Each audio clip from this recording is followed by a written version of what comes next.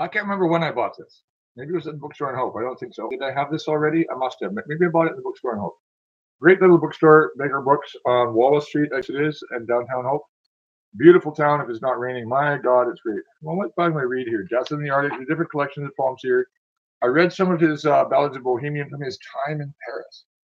Oh my God, the man's Hemingway in rhyme.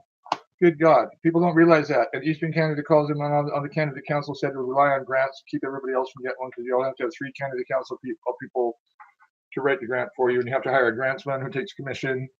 The Giller Prize is a joke. It's no Pulitzer, that's for damn sure. It's a fake Oscars for writers in Toronto at Massey Hall. I'm looking outside in frustration. Oh, guys like me don't get grants. Why? Because I rhyme. Oh, I'm too musical. Oh, like Seamus Haney isn't. Oh, like Yeats isn't. Oh, well, we don't rhyme anymore. It's not fashionable. And academics go, we're academics. They're not poets. Robin Skelton was. He gave me a very favorable review. I know it was him that reviewed me in the Mid-Island Poetry Competition for World Bank Award, which one? Well, where am I? Why am I not published? Oh, you're too sexist. Oh, you do rhyme. Am I sexist? How could I be sexist? Considering who I am. Let's not go into it. Anyway, Pilgrims. I've just book open at random at Pilgrims. There we go. That's where I'll start. Is the Canadian Homer, this guy. And he's dissed by the Canadian literary establishment, the Canada crowd. It sickens me. My friend Bill Hoffer, famous bookseller, died in Moscow looking for Yiddish literature, one of the world's greatest Yiddish scholars, had the largest Canada connection, including Atwood and Kinsella of the Shooting Fields, both Iowa became Field of Dreams. That's a friend of mine, Bill. He used to sit in his when I was different reasons. I was at Bill's desk very often. It was like being on a hot seat, like being on Merv Griffin or interviewed by Larry King or some stuff. So you didn't get to talk. And he'd call them all Atwood, Kinsella, you name it, George Bowering, war criminals. He called it his big, beefy voice. So I love Bill. He's gone. I learned a lot from that man. Really, I did. And I got some nice books from him, including a double copy of Early Vancouver, which I gave to McLeod Books. And I told Don, by the way, anybody that's watching this, I'd like to reacquire some of the books I want. So I'm going to add in a comment on this. So all the books I'd like to reacquire. I don't have time to read them, but I'd like to have them around the house. Poetry, mythology, works of literature, books I don't have, like Balzac, Moliere. I had some Moliere. I should have read it. I had it in French. I want to read Dangerous Liaisons in French. It might be online. I'll ask my friend Gerald to send me a copy. And I have something to do with in French later. I should be teaching in Sorbonne. I don't have to do. I should be teaching in Canada, but credentials. Oh yeah, well, it's okay. So you're gonna have to quote me. Anyway, I'm going to read some service and shut up. I've been on politics all day. I called Dan Levin in the New York Times just now. I called reporters in the New York Times to see how the Postal College about the Monroe Doctrine. Went political all day. Monroe Doctrine manifest destiny. If it's going to happen anyway, I just want to steer the steamroller rather than the end of it. I know it's going to happen. Eastern Canada has no idea what they're doing. Oh well. Say goodbye to your Pacific Coast idiots. Good riddance. Frankly, yes, good riddance. Nothing but pride and treachery. All fits, whole history. I just want to read some Robert Service, the greatest poet in Canadian English that I think has been so far. I won't claim nothing for myself. But he inspires me, always has. And philosophical poetry in time. Oh, he's garbage. He's just doggerel. You know, he's popular because he wrote in rhyme. Yeah, like you guys don't. But popular, they hate that in Canada. Oh, shit. You know, none of them have ever worked as a bank teller, I don't think. Certainly not in Dawson City. I've certainly not lived in a cabin or a tent in the Yukon in the Klondike in like 30, 40 below, 50 below. God. Oh, winter. Oh, God, like Robert Service did. He writes about that too, the spell of the Yukon. I'll maybe find that again, read it again. Sit in front of the book. He must be, yeah, he's talking about red poppies. Yes, he's talking about the Great War of 1914-18, otherwise known as modern times as the World War I. The Great War.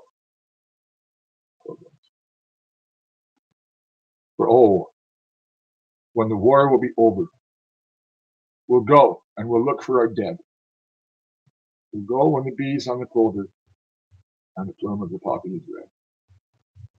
We'll go when the year's at its gayest, when meadows are laughing with flowers, and there where the crosses are grayest, we'll seek for the cross that is ours.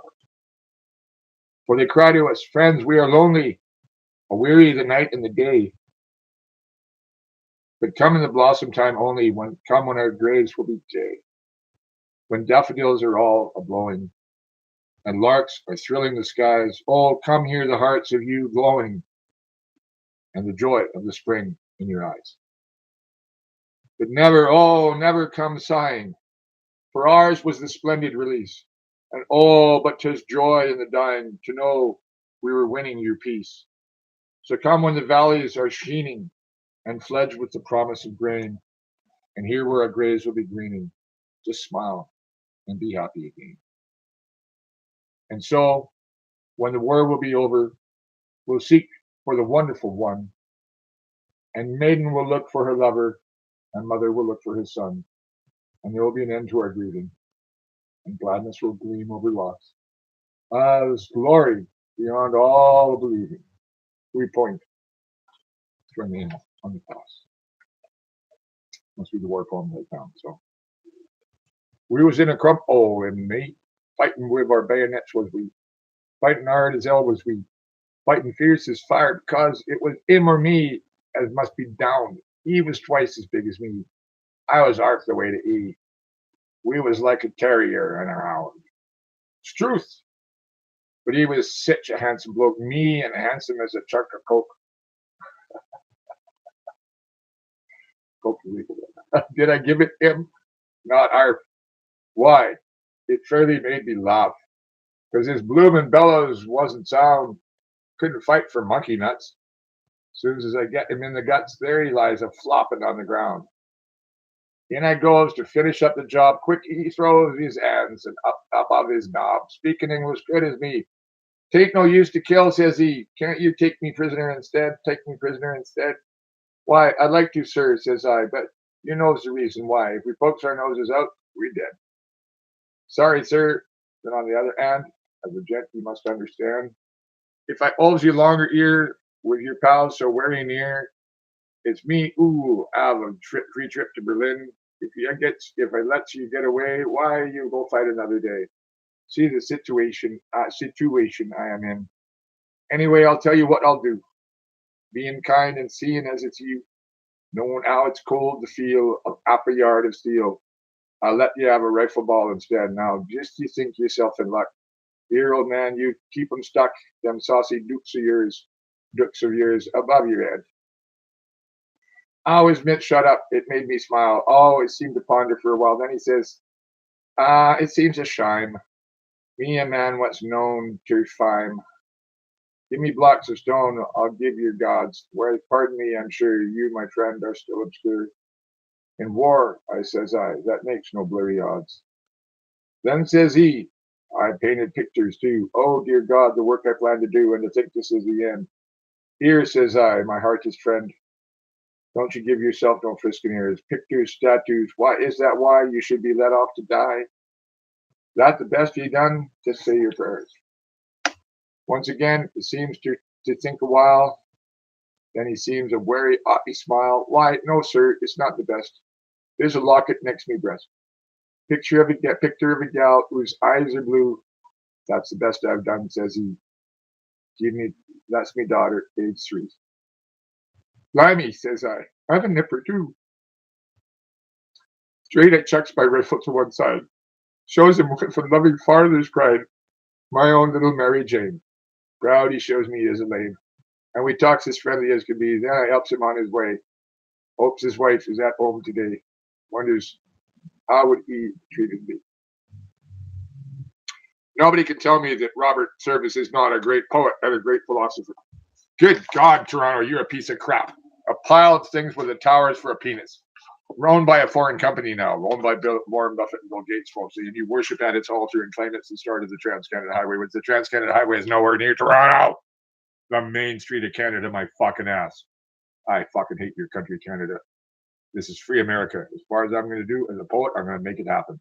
Free America. If we start from here, march to Washington, after we march to Alaska, so be it. We're going to be in the Civil War anyway. You think we're safe on this side of the boundary, Canada? You're fools. Especially if it's Trump doing it. And the Civil War, whatever goes on there, it's going to spill across the border. If it's him, ooh, let's not go there. I don't want to talk politics no more, but I will make political comments on these poems. They're war poems. The tricolor, the tricolor. It's talking about France, right? Poppies, you try to tell me, go in there in the wheat. Poppies, oh no, you mock me. It's blood. I tell you, it's blood. It's gleaming wet in the grasses. It's glistening warm in the wheat. It dabbles the ferns and the clover. It brims in an angry flood. It leaps to the startled heavens. It smothers the sun. It cries. The scarlet voices of triumph from blossom and bough and blade. See the bright horror of it. It's roaring out of the skies. And the whole red world is a welter. Oh God, I'm afraid. I'm afraid. Cornflowers, you say, just cornflowers, gemming the golden grain. Ah, no, you can't deceive me. Can't I believe my eyes? Look, it's the dead, my comrades, stark on the dreadful plain, all in their dark blue blouses, staring up at the skies. Comrades of canteen laughter, dumb in the yellow wheat. See how they sprawl and huddle, and see how their brows are white. Goaded on to the shambles there in death and defeat. Father, pity hides them. Hasten, O God, thy night. Lilies, the light is waning. Only lilies, you say, nestling and softly shining there where the spear grass waves. No, my friend, I know better. Brighter than brighter I see than day. It's the poor little wooden crosses over their quiet graves. Look, oh, how they're gleaming. See, each cross has a crown. Yes, it's true. I am dying. Little will be the loss. Darkness. But look, in heaven a light, and it's shining down. God's accolade. Lift me up, friends. I'm going to win my cross.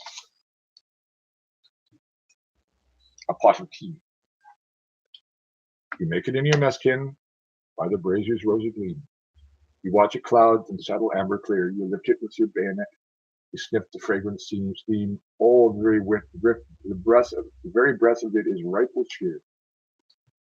You're awful cold and dirty, and a cursing of your lot. You scoff the blushing half of it, so rich and ripping on it. It bucks you up like anything. Just seems to touch the spot. God bless the man that first discovered tea. Since I came out to fight in France, which ate the other day, I think I've drunk enough to float a barge. All kinds of fancy foreign dope, from cappy to doulet. For rum, they serve you out before a charge. In back rooms of this daminaise, I've heard pints of jam. I swilled down mugs of cider till I felt the bloomin' dam. But truth, they all ain't in it with the vintage of the psalm. God bless the man that first invented tea. I think them lazy lumps of gods, what kips and asphodel, swigs nectar that's the flavor of oolong. I only wish them sons of guns a grilling down in hell could have their daily ration of shoe chalk. Hurrah! I'm off to battle. This is hell and heaven too. If I don't give some poor bloke a sexton's job to do tonight by Fritz's campfire, well, I have a gorgeous brew. The fighting mustn't interfere with tea. Tonight, we'll all be telling of the botches that we slew as we drink the giddy victory in tea. B-O-C-H-E-S. I'm not sure what you mean by that. Okay, the Revelation, Grand Père. Oh yeah, sure. I'll keep on going here. This chapter. What's it called?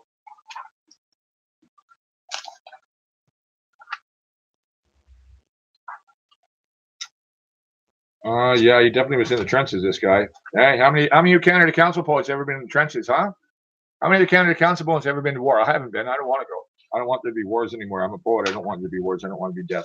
Of course I don't. I want human liberation, freedom, justice, liberty, equality, freedom. I want life, liberty, and Puget Sound. Yeah, I do want to go to Puget Sound. Life, liberty, and pursuit of happiness. What a great collection. That's just a war poem. Go back to what I was reading, the Revelation. I can't find what chapter it is. The same old sprint in the morning, boys, to the same old din and smut. Chained all day to the same old desk, down in the same old rut. Posting the same old greasy books, catching the same old train. Oh, how will I manage to stick it all if I ever get back again? We've bidden goodbye to a life in a cage. We're finished with closing your pen. They're pumping us full of bellicose rage. They're showing us how to be men. We're only beginning to find ourselves. We're wonders of brawn and thew. But when we go back to our sissy jobs, oh, what are we going to do? Where shoulders curved with the counter stoop will be carried erect and square, and faces white from the office light will be bronzed by the open air. And we'll walk with the stride of a newborn pride, with a newfound joy in our eyes, scornful men who have diced with death under the naked skies. And when we get back to the dreary grind and the bald-headed boss's call, we think that the dingy window blind of the dingier office wall will suddenly melt to a vision of space, a violent flame-starred night. Then, oh, the joy, the danger thrill, and oh, the roar of the fight. Don't you think as we pedal the cart of pins, the counter will fade away, and again we'll see the sandbag rims and the barbed wires misty gray? And the flat voice asks for a pound of tea. Don't you fancy we'll hear instead the night wind moan and the soothing drone of the packet that's overhead? Don't you guess that the things we're seeing now will haunt us through all the years? Heaven and hell rolled into one, glory and blood and tears. Life's pattern picked with a scarlet thread where once we wove with the gray, to remind us how we all played our part in the shock of an epic day. Oh, we're booked for the great adventure now. We've pledged to the real romance. We'll find ourselves, we'll lose ourselves somewhere in giddy old France. We'll know the zest of the fighter's life, the best that we have will give. We'll hunger and thirst. We'll die. But first, we'll live. By the gods, we'll live. We'll breathe free air and we'll bivouac under the starry sky. We'll march with men and we'll fight with men, and we'll see men laugh and die. We'll never know such joy as we dreamed. We'll fathom the deeps of pain, but the hardest bit of it all will be when we come back home again. For some of us smirk in a chiffon shop, and some of us teach in a school. Some of us help with the seat of our pants to polish an office stool. The merits of somebody's soap or jam, some of us seek to explain, but all of us wonder what we'll do when we have to go back again.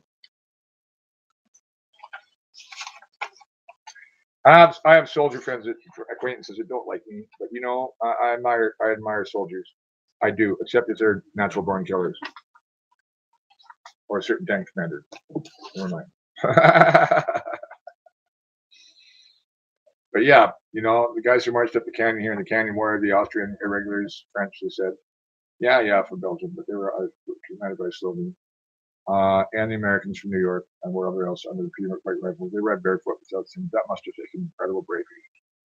That's what I thought when I was in Kamshin. I was just thinking, what an amazing feat of bravery that was. And the governor burned the treaty that Captain Snyder signed. I want to try and reconstruct it, find out his family, what's known, the Thompsons and the bands. You know, what do they know about that? What's in that treaty? Well, we don't need treaties now. We need action. Treaties with Canada, they will never come. All treaties have been broken anyway. Why make any treaty with Canada? Why hold a royal inquiry or royal commission rather? They're always garbage. They never go anywhere. I won't start making it too long. Same with the inquiry Ms. May wants on so many things. You know, we're running out of some money. Inquiries go nowhere. Nowhere in Canada. It's just a time delaying excuse. Please, do what I'm talking about, please. No, I want to talk politics, but I want to go back to reading, sir. It's so amazing. Any actor should read this stuff. Good rehearsal. Lisa Bunting, Marilyn Murray, Mike Shore, these are all actor friends of mine. And so when he reached my bed, the general made a stand. My brave young fellow, he said, I wouldn't shake your hand. I will. So I lifted my arm to the right, never handed all, only a stump beside fit to a ball. Well, now that's too bad. Oh, that's sorrowful luck, he said. But there, you give me that. So from under the blanket's rim, I raised and showed him the other, a snag as ugly and grim as its ugly butt.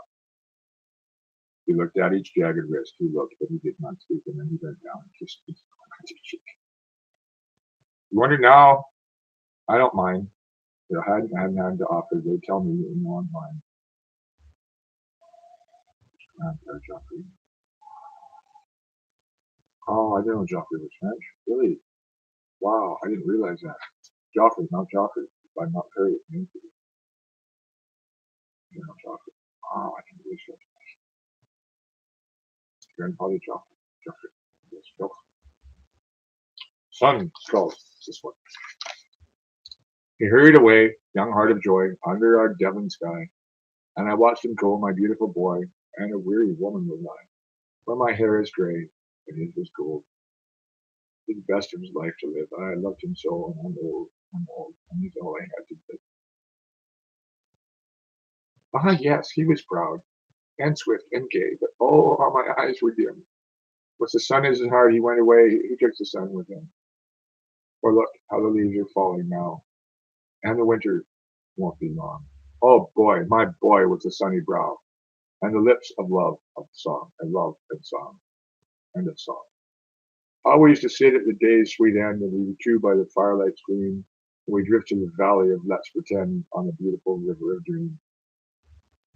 Oh, dear little heart, all wealth untold would I gladly, gladly pay, could I just for a moment closely hold that golden head to my grave. For I gaze in the fire, and I'm seeing there a child, and he waves to me, and I run, and I hold him up in the air, and he laughs and shouts with glee.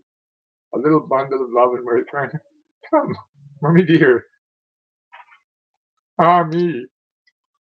If he called from the ends of the earth, I know that my heart would hear. Yet the thought comes thrilling through all my pain.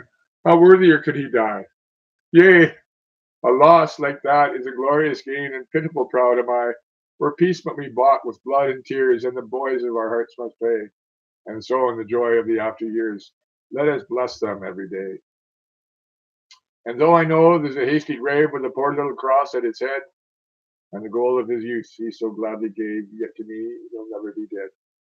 And the sun in my Devon lane will be gay, and my boy will be with me still.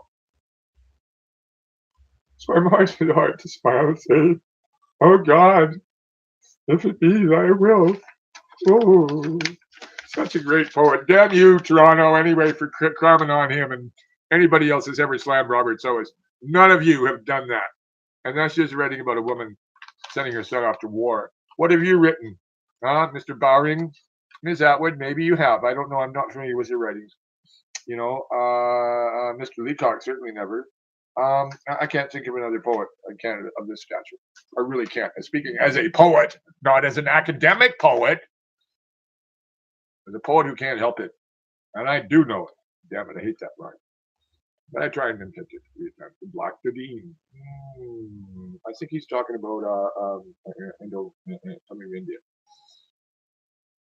Up in here in the dugout, sucking me Black the Dean, no drink, I guess. And I'd like to say in a general way, there's nothing like nicotine. There's nothing like nicotine, my boys, be it pipes or snipes or cigars. So be sure that a bloke has plenty to smoke if he wants in a fight and you want. When I've eaten my fill and my belt is snug, I begin to think of my face of backy plug, a whittle of fill in my horny palm, and the bowl of the old clay pipe I crown. I trim the edges, I tamp it down, I nurse a light with an anxious frown. I begin to draw, and my cheeks tuck in, and all my face is a blissful grin. And up in the cloud, the good smoke glows, and the good pipe glimmers and fades and glows. In its throat it chuckles a cheery song, for it likes it hot, and I likes it strong. For it's good as grub when you're feeling hollow. But the best of a meal's the smoke to follow. There was Mickey and me on a night patrol, having to hide in a fizz-bang hole. Sure, I thought I was worse than dead, with them crump-crups hustling me over my head. Sure, I thought 'twas the dirty spot, hammer and tongs till the air was hot. And mind you, water up to your knees and cold, a monkey of brass would freeze. We French it out, our noses out, a typewriter clattering its pills about instead of gun. The field of glory, well, I don't think I'd sooner be safe and snug and clink. Then Mickey, he goes, he cops one bad. He always was having ill luck, poor lad. Says he, old chummy, I booked right through. Death and me is a rendezvous. But haven't you got a pinch of shag? It's me perishing soul for. I'll send me perishing soul for a fag. And then he shivered and cursed his luck, so I gave him the old black pipe to suck. And he heaves a sigh, and he takes to it, like a babby takes to his mammy's tit, like an infant takes to his mother's breast. Poor little Mickey, he went to rest. But the dawn was near, though the light was black, so I left him there, and I started back. I laughed as the silly old bullets came, for the bullet ain't made what's got me name. Yet some of them buzzed unhealthily near. The one blighter just chipped me ear. There! I got to the trench all right, when suddenly I jumped with a start of fright, and with a world that doesn't look well in type, I'd clean forgotten me old clay pipe. So I had to go out and do it all over again, crawling out on that filthy plain through shells and bombs and bullets and all. Only this time I did not crawl. I ran like a man once missing a train, or a tomcat caught in a plump of rain. I hear the spit of a quick gunfire tickle my heels, but I run, through crash and crackle and flicker and flame. Oh, the packer ain't issued what's got me name. I run like a man that's no idea, running around for a souvenir. I run bang into a German chap and he stares at me like an owl, so I bash his map. And just to show him that I'm his boss, it gives him a kick in the paradox. I watches him back with me all serene, well tucked in me gub me old Dudeen. So sitting here in the trenches, my whole heart's a splitting with spleen for a parcel of lead comes missing me head, but it smashes me old Dudeen. God blast that red-headed sniper. I'll give him something this night. Before the war is through, just see who I do that blighter that mashed me pipe. So, you talk to me about another Canadian that talks about trench warfare like that. Is there one? Is there one? Tell me if there is another one. And I don't mean John McCrae in Flanders Fields, the poppies grow through, and so on and so forth. We all know that one great Canadian poet, John McCrae. Quite honestly, not as great a war poet as this man. Not as great. And also, he service slams the sentimentality of the Red Crosses. That you're supposed to go and smile that these men died for the glory of peace. There's not a place to go and celebrate. Is a place to build our national identity off of Vimy, Ypres, Dieppe. None of them. None of them. They're war atrocities committed by the generals of the British, who sent Canadian men to die because they were too fucking scammy, drinking their champagne in their tents. Along with General Montgomery, Monty, General Joffrey, Grand Peugeot. Yeah, I don't know. It just irritates me the way that the glorious dead are celebrated to keep politicians legitimate and to remilitarize the young. Oh, fucking sickens me what Remembrance Day is now. Why aren't there any memorials to the civilians who died? Huh? Shouldn't be war memorials for both sides? Huh? Shouldn't we remember? You know, if there's any German veterans there, they should be able to come and lay a wreath too. Wherever the cenotaph is, I don't know what side. They're all the same nation in death, you know. They're all the same in death. Why do they keep separate as ceremonies remembering their deaths? Man, that bothers me. The little pew pew is spelled like this. I have another camera over there, or screen over there. That's how it's spelled. Pew pew. I guess it's a cat. I don't know. We'll find out. Oh yeah, we'll talk about chateaus later. We'll have talked about chateaus all day. The ones that the Rockies were built by ethnic French. And what is that architecture doing in the Rockies anyway? Oh, Montreal and Quebec City. That's why. Thank you. To Dad, with love on your birthday, June 12th, 1977. I wonder who Dad was. This was got the bookstore. So I'll read the bio and the fly leaf mind. It's right here, so I might as well do it. Robert Service was born in England in 1874. After spending his childhood in Scotland, he came to Canada and there commenced a life of wandering and adventure, which has given birth to songs, rhymes, ballads, and poems that have spread all over the whole world. The only Canadian poet to have done so that I know of, by the way. His vagabond career, bounded by Alaska and Turkey, by England and Mexico, has been such a diversity of odd jobs in so many places that an actual chronicle of it is well nigh impossible. Indeed, so is myself. Mr. Service, who escaped to America from the German invasion of France, later returned to that country where he spent the remainder of his days. In his poetry, however, he still lived as a vagabond in the hearts of his many readers. I'm just one of them.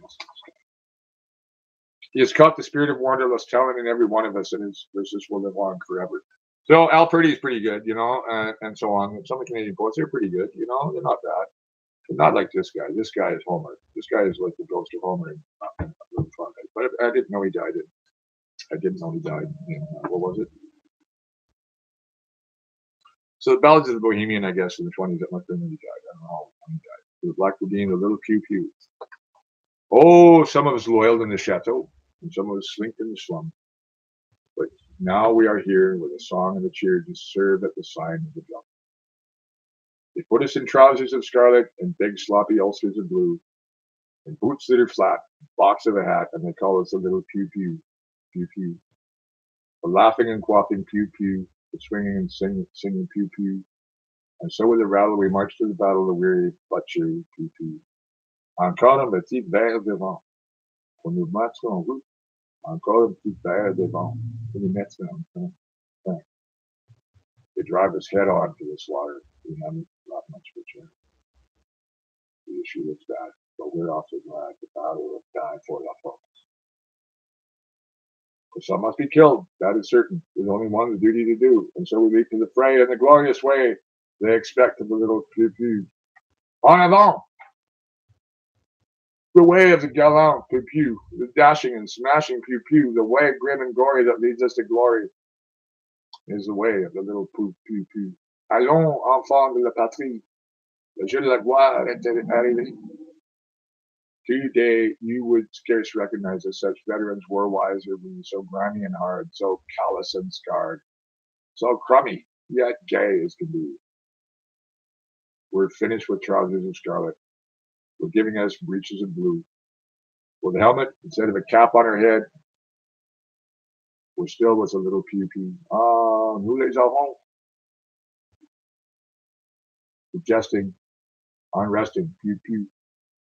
The cheering, unfearing pew-pew. The head, keep your head level and fight like the devil. Dying, defying pew-pew. À la baïonnette, jusqu'à la mort. Sonne la charge, clairons. On the bayonet until death. Sound the charge. Let us be clear. Allons, children of this country land, the day of glory has arrived. Is the French words. En avant, charge. More or less. Forward. Again, a little glass of wine to put us on the road. Way. Encore, again, a little glass of wine to put us on the train. Bill the Bomber, I bet this one's fun. What else we got here? Oh, it's a long way. Might as well do it, though. I'm doing these all now. It's all the war poems by Robert Service is what this thing is. I like this reading now. Oh, the Whistle of Sam McGraw. That sounds good, too. That's a couple of big ones, too. And I'll see what it's coming up on 31 minutes. And YouTube has been screwing me up when I read past a certain time. And I've got to watch to make sure it all of a sudden doesn't say I'm not online or offline or whatever it does. Can't recover that shit. Thank you, YouTube. What's going on? Why can't I recover the rest of these things that people can hear, but I can't? Or I kept on reading and they're not being recorded. I saw something about, well, so you can restore it. Well, how do I do that? I'm trying to figure that out. I don't know. Bill the Bomber. The poppies again. The poppies gleamed like bloody pools of cotton woven in mist. The captain kept a looking at the watch upon his wrist. And there we smoked and squatted, and we watched the shrapnel flame. 'Twas wonderful, telling you, how fast them bullets came. It was weary work to waiting, though. I tried to sleep awake. For waiting means a thinking, and it doesn't leave a drink. So I closed my eyes a little. I had a nice history. On the standing with the dresser was a dish of Devon cream. But I hadn't time to sample it. Suddenly like I woke. Come on, you lads, my captain says as I climbed up through the smoke. We spread out in the open. It was like a bath of lead. But the boys, they cheered and hollered fit to raise the bloody dead till a beastly bullet caught them, and then they lay without a sound. And it's odd we didn't seem to use them corpses so bound. And I kept on thinking, the bullets faster through, how they fix the wary vest and they let the rotters through. So indiscriminating like spares a man of sin. And rare lad, what's a husband and a father gets done in. And while having these reflections and advancing on the run, a bullet hits me shoulder and I says, that's number one. Well, it downed me for a jiffy, but I didn't lose me calm, for I knew what I was doing. I'm a bomber. So anyhow. I've lost my cap and rifle, but I carried on because I had me bombs and I knew that they was needed, so they was. We don't have no singing now, nor many men to cheer. Maybe the shrapnel drowned them, dashing on so very near. And the Maxim got us sideways, and the bullets faster through. And I caught one on me flipper and says, that's number two. I was pleased it was the left one. For I had me bombs, you see. And it was hard. They'd be wasted like and all along of me. I had lost me Atten rifle, and I told you that before, so I picked me mid up inside me coat and carried on once more. But the rumpus, it was wicked, and the men were scarcer yet, and I felt me ginger going, like me jaws I'd kind do set. And we passed the botch of first trenches, which was even high, was dead. And we started for the second, which was 50 feet ahead, when something like a hammer smashed me savage on the knee, and I came down all muck and blood, says that's number three. So I lay there all helpless like, and bloody sick at that, and worrying like anything, like, because I'd lost the act, and thinking of me missus, and parting words she said, if you get killed, Right quick, old man, and tell me if you're dead. Tell me as you're dead. So I'm looking at the bunch of bombs. It was the hardest blow to think I'd ever have the chance to hurl them at the foe. There's all our boys in front are fighting there like mad, and me as could have helped them with the lovely bombs I had. And so I cussed and cussed, and then I struggled back again into that bit of battered trench, packed solid with the swing. Now, when I lay a lying there and blasting of me lot, I wishing I could just dispose of all them bombs I'd got. I sees within the doorway of a shy, retiring dugout 6 botches all a grinning, and their captain stuck his mug out. And they had a machine gun, and I twigged what they was at. And they fixed me on a tripod, and I watched them like a cat. They got it in position. They seemed so very glad they'd got us in a death trap, which condemned their souls they had. 4 of their boys was fighting 50 yards in front, and there, this lousy bunch of botches, they got us at the rear. Oh, it set me blood a boiling. I quite forgot me pain, so I started crawling over all them mounds of slain. And them bastards was so busy like they had no eyes for me, but my bleeding leg was dragging, but my right arm was free. And they have it all in shape and swinging sweet and clear, and they're all excited like, but I am drawing near, and oh, they've had it all over, now they're taking around. Rat-tat-tat-tat-tat. Oh, here, says I, is where I join the game. And my right arm, it goes swinging, and a bomb, it goes a slinging. And that typewriter goes swinging in a thunderbolt of flame. Then these botches, what was left of them, they tumbled down their hole. And I climbed up a mound of dead, and down on them I stole. And oh, that blessed moment when I heard their frightened yell. I laughed down in that dugout ere I bombed their souls to hell. Now I'm in the hospital, surprised that I'm alive. Started out with 1,000 men, we came back with 35. And I'm minus of a trotter. Most of it is engaged from the bombs they were wasted, though you might say, thrown away. I'm pausing for a moment. First thing, I wish I could read this in a Scots accent, which of course he would have had. Otherwise, from Glasgow or something. But I think it'd be fun to read this at the Edinburgh Poetry Festival. I'm going to ask my friend Derek. Derek, can you host me if I come over there? I think he's in Edinburgh, actually. I know him from Cambodia. He ran a private school. I don't know, he would like to teach me there, but I'm teaching the Cambodian side. Oh, never mind. I'm sorry. It's a hard job to take. So, no, I didn't. I could have used the job there, though, and not have to come back. But then I wouldn't be who I am now. So that's fine. The whistle of Sam McGraw and the stretcher bear. Water. Water, water everywhere. Not a drop to drink like the water in trenches. A couple of shots of whiskey to get going into the gunfire. Man, there's never been a war like that one, except other ones since. They say the Franco-Prussian War and the Austro-Prussian War, but the Franco-Prussian War based in 71, which after Napoleon III put down the Paris Commune, well, he lost his fucking job anyway. And the Third Republic was born, I guess. I think so. The Vichy, then the Fourth Republic, then the Gaulle Fifth, which is about to fall. Oh, thank God. Okay? Yes, thank God. God is moving. The Holy Spirit is moving people in France. Put it that way. This isn't a great war. The Southern Virgin, the French Army. Marched. The glory of the Virgin. He left the war. Like what happened to Christmas Day at the war. All the Germans, the British were not to the sorrow. So the Christmas Day. Well, the general said, we can't have any more of that. Go back into the fray. Kill your friends. You just made them run their time. But English is built about that. English is built on laments. To the part, natural English, and not the forced English of contrived poetry of the Canadian literary establishment, which is garbage. Garbage. A lot of this is garbage. But yet, they got lots of money, and only got lots of people teaching degrees in literature. Oh, really? I don't want one. I don't want to teach literature. I want to live it. Literature is about living and writing what you experience, not publishing books to sell books so you can go collect each other's prize or getting an award from a fake viceroy of a fake country, which is actually one of the most cruel and evil countries in the world. It's the best press kid. No. The Whistle, Sandy McGraw.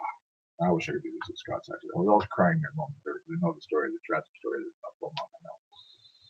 A whole generation is looking under that.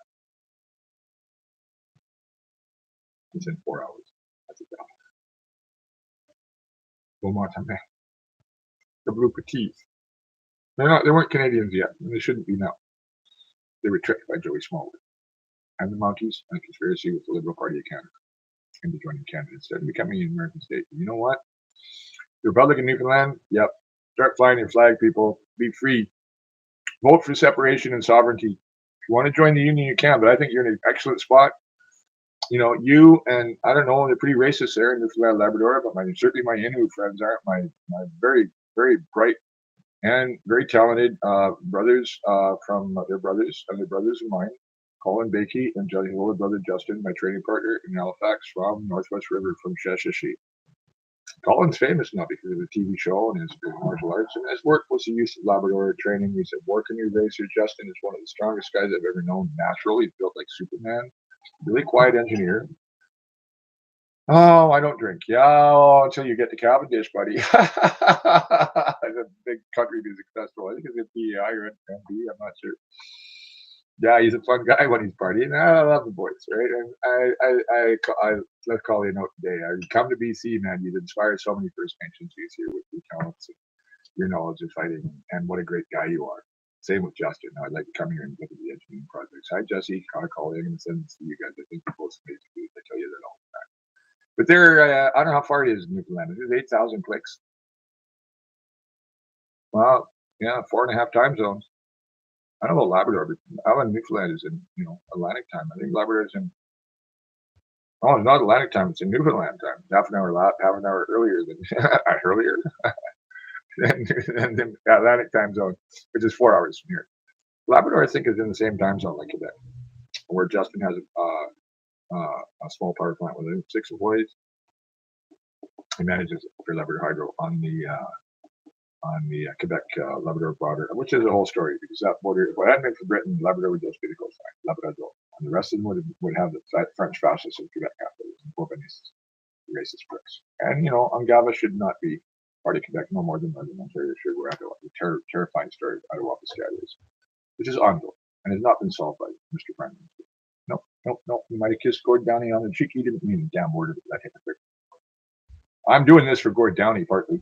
Everything I'm doing politically, the justice that Gord Downey wants from the grave, to bring down that long swear word that has the seed at the start of it. You know what it is. That from Westmount is the MP for Papua, who is the First Minister right now.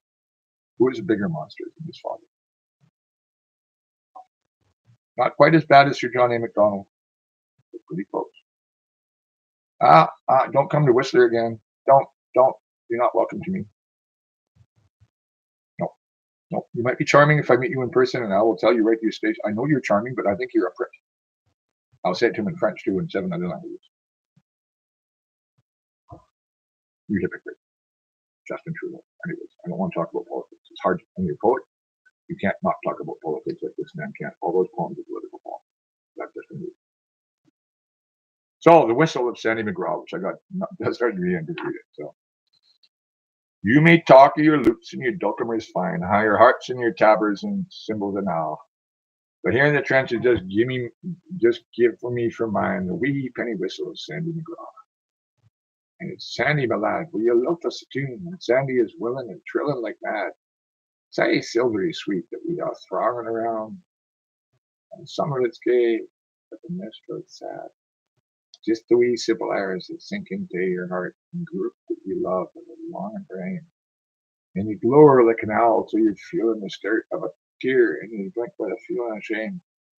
For his songs, all the other, here in the dirt, you listen and dream of a land that say brah. He makes you forget all the harm and the hurt, for he pipes like a lob rock, does Sandy McGraw.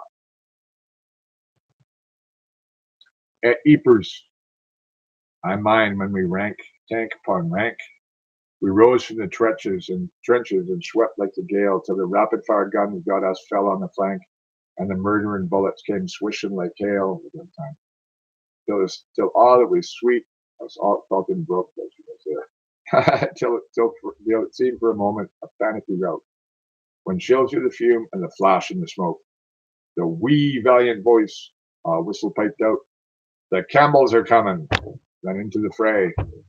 We bounded with bayonets reeking and raw, and oh, we fat reveled in glory that day. Just thanks to the whistle of Sandy McGraw. At loose, it was after us, Jonas and Fecht. On the field of the slain, I was crawling about, and the rockets were burning red holes in the neck, and the guns were viciously thundering out. When sudden I heard it sound like a sigh, and there in a crumple of kilty I saw. What ails you, my lad? Are you wounded? Says I. I lost me wee whistles, says Sandy McGraw.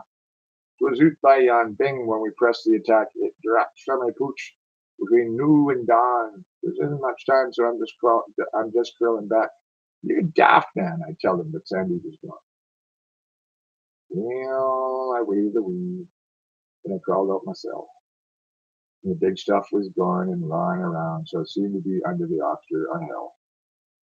And creation was cracking to bits by the sound, and I says in my mind, "Gang ye back, ye old fool!" When I thrilled to a note that was saucy and small, and there in a crater collected and cool, with his wee penny whistle, was Sandy McGraw. And there he was playing his leg as it could be, and listening hard was a spectacled buckshee. The Sandy turned room and nodded to me, and he said, "Dinna blab on me, Sergeant McTosh. The old chap is being, he likes me to play. But this making him happy, just see his eyes shine. I'm thrilling and sweet, in the heart of the fray. And Sandy played on the watch on the Rhine. They rocked up crying. I don't know the song already. Okay, give me one song. So, the last scene, was the day that we took that bit of black ruin they call Lobby Cell. The scene, the hale hillside just shivered and shook, and the red skies were roaring and spewing out shell, and the sergeants were cursing to keep us in hand, and hard on the leash we were straining like doves. And upward we shot at the word of command, and the bullets were dinging their songs in our loods, and onward we swept, with a yell and a cheer. There was distraction, confusion, and din. We knew that the trenches and boxes was near. And it seemed just the safest bit hole to be in. We crumbled some down, and the butchers were there. And they held up their hands and they yelled, "Kamerad!" And they marched at him with 10, with their palms in the air. And my, I was proud, like a my, I was glad. And I thought, if my lassie could see me just then, when suddenly I sobered at something I saw, and I stopped and I stared and I halted my men, for there on the stretcher was Sandy McGraw. Well, he looks me in my face, just as game as blue. Yeah, can who I hate to be working, says he. And who can I play in the street for bobbies? With bottom legs taken off the computer. I know I could see he was racked with pain. He reached for his whistle and started to play, and brave and sweet was the pensive refrain. Ah, the flowers of the forest are waved away. Then suddenly he stopped it. Man, was it no grand? Oh, we took him out of them trenches. He's shaking his head. I, no, lay, nay, my. Really do play his hand, took the wee penny whistle and sent it.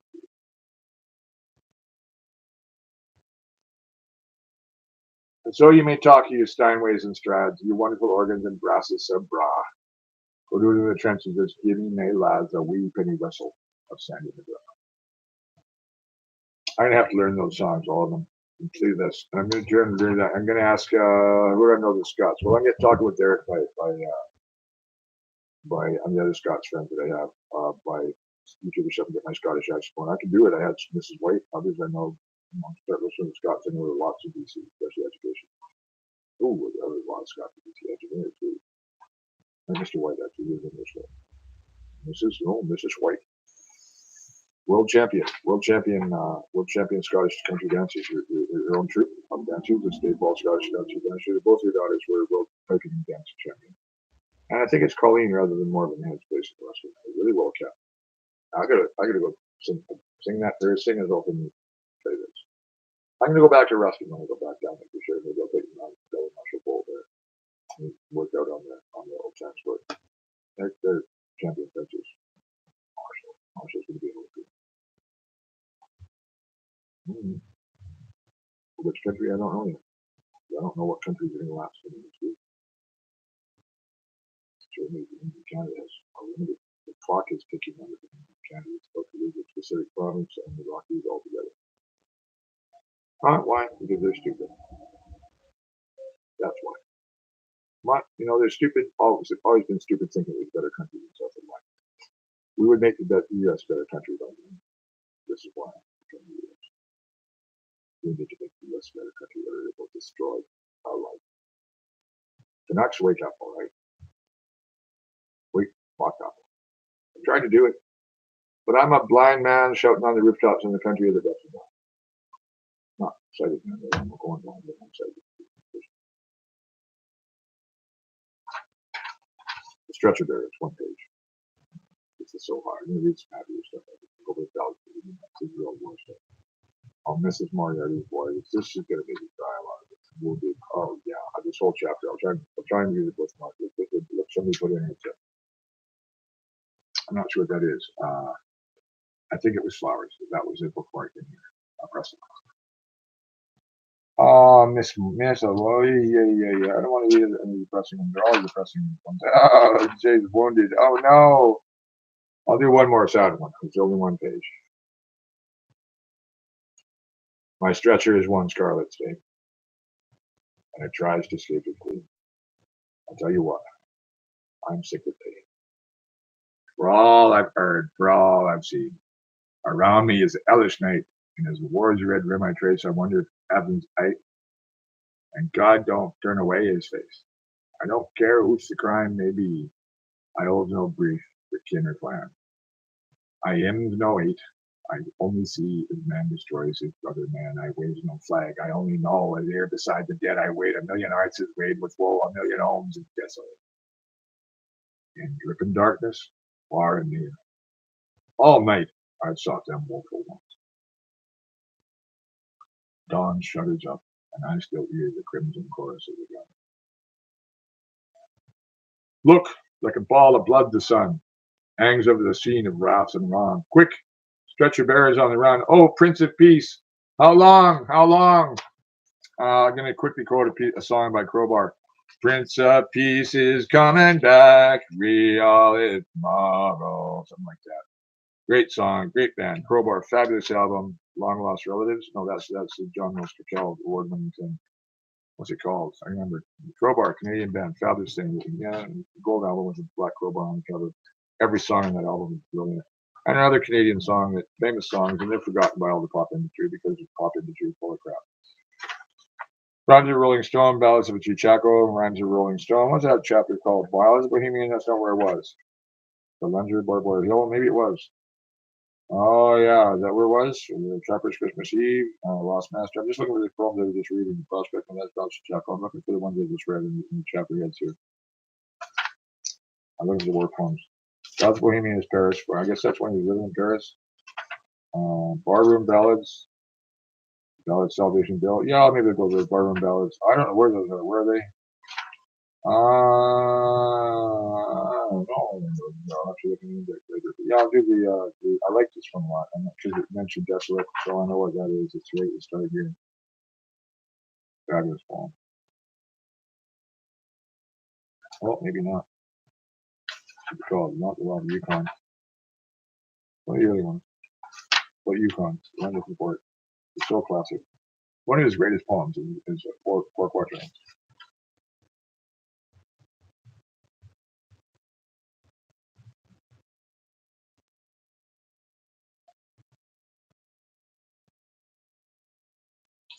I'll spell the Yukon. Let me go through this. Spell the Yukon I read the other day. The Three Voices, I think I read the other day. Art of Sourdough, I read. What is that thing?